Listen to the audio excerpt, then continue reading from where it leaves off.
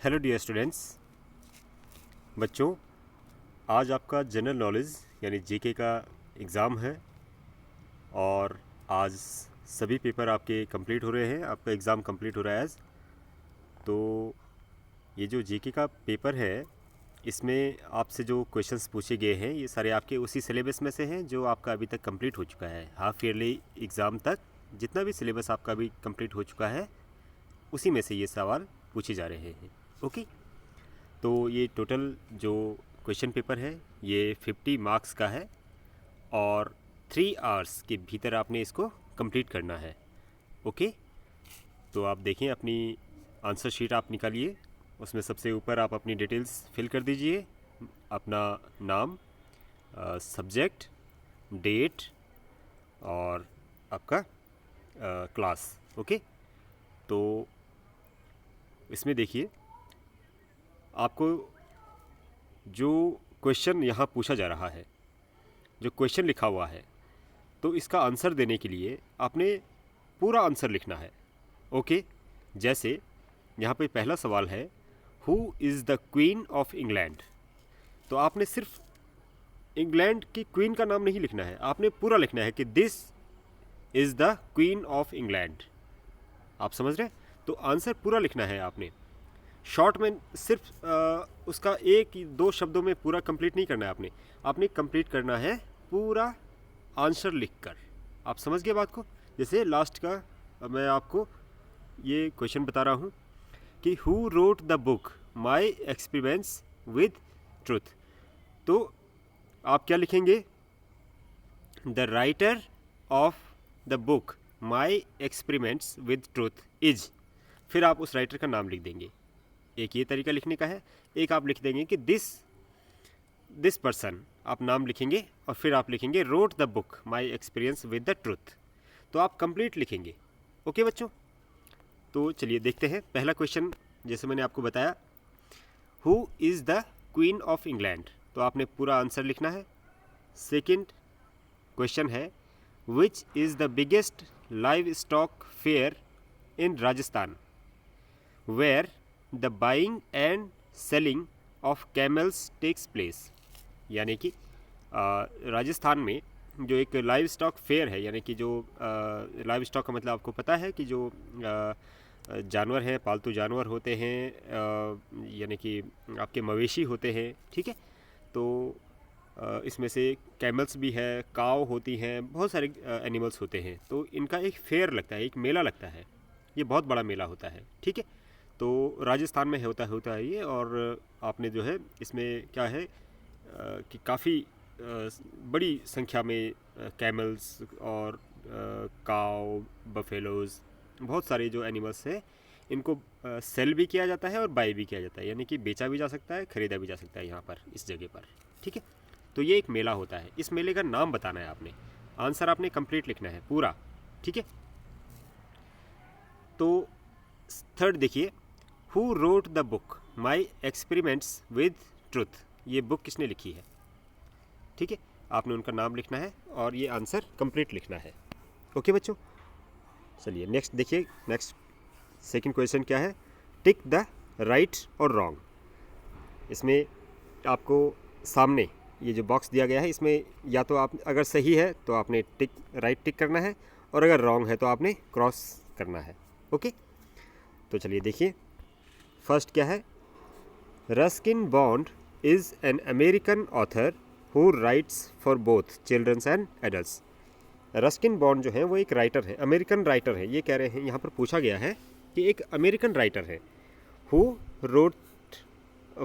Rights for both, यानी कि जो दोनों के लिए लिखते हैं, चिल्ड्रंस के लिए भी और जो वयस्क हैं, जो बड़े हैं, उनके लिए भी।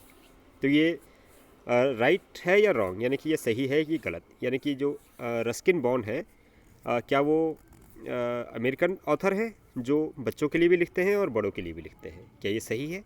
तो अगर सही है तो आपने राइट क्लिक करना है, अगर रॉन्ग है तो आपने क्रॉस करना है।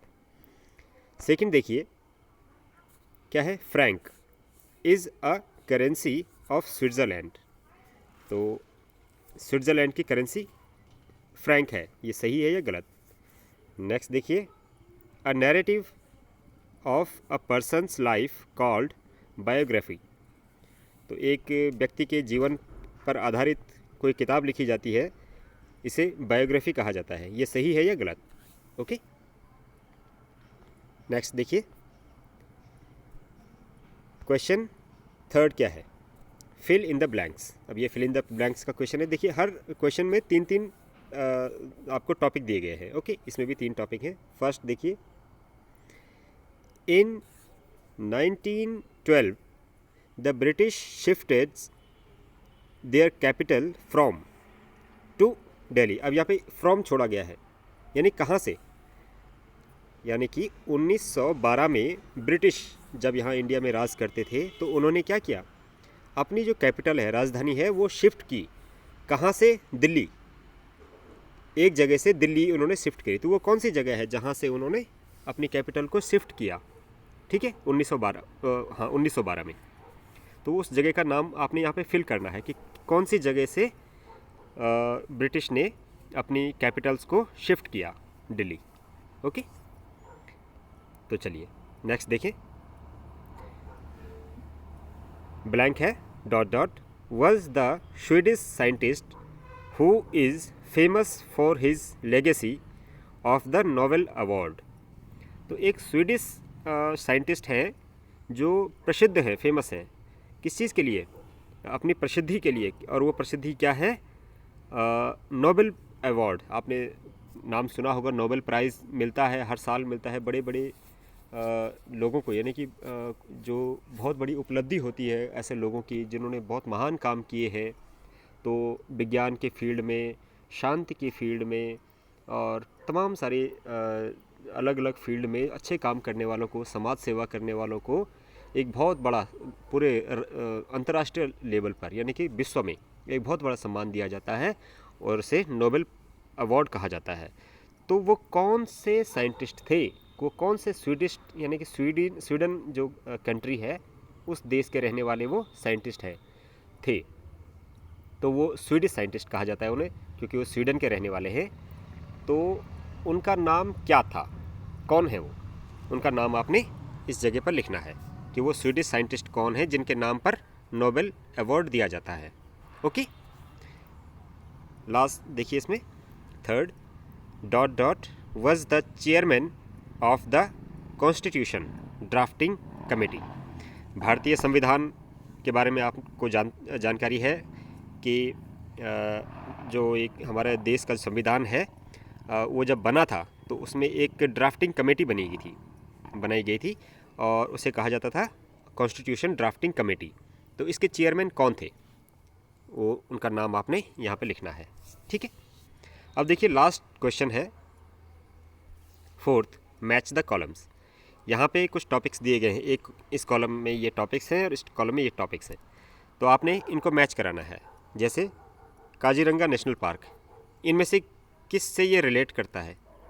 ठीक है, आपने देखना है कि काजीरंगा नेशनल पार्क राइटर है अलबरूनी, असम, स्वामी विवेकानंद या होला। ऐसे यहाँ पे मैन्यूस्क्रिप्ट है, स्पेन है, फर्स्ट मुस्लिम स्कॉलर हैं रामकृष्ण परमहंस। तो आपने जो है इस कॉलम से इस कॉलम को मैच कराना है। कौन किससे जुड़ता है, कौन किससे मिलता जुलता है, कौन किससे रिलेट करता है, किस यहाँ के किस टॉपिक का संबंध यहाँ के टॉपिक से है। समझ गए बात को? तो वो आपने मैच कराना है, आपने लाइन ड्रॉ करनी है। ठीक है, जैसे मान लीजिए कि ये है, पता ही आपको कैसे ड्रॉ करना है, इस तरह से आपने ड्रॉ करना है किसी भी जो भी आपको जानकारी है कि कौन सा टॉपिक किससे रिलेट करता है। ओके, तो ये क्वेश्चन सॉल्व करके आंसर शीट आपको स्कूल में ड्रॉप करनी है और 31 को आपने, आपके पेरेंट्स ने या आपने कॉपी कलेक्ट करनी है अपनी 31 को। ठीक है बच्चों, जिसमें आपको मार्क्स दिए हुए होंगे। ओके, ठीक है, wish you all the best. आप अच्छे से इन क्वेश्चंस को कीजिए और अच्छी सी हैंड राइटिंग में कीजिएगा। ओके, हैंड राइटिंग बहुत क्लियर होनी चाहिए, साफ़ होनी चाहिए। ठीक है बच्चों, और चीटिंग नहीं करनी है आपने खुद ही अपने जहन से, अपने जितना भी आपने पढ़ा है उतना ही आपने इसमें लिखना है। ओके।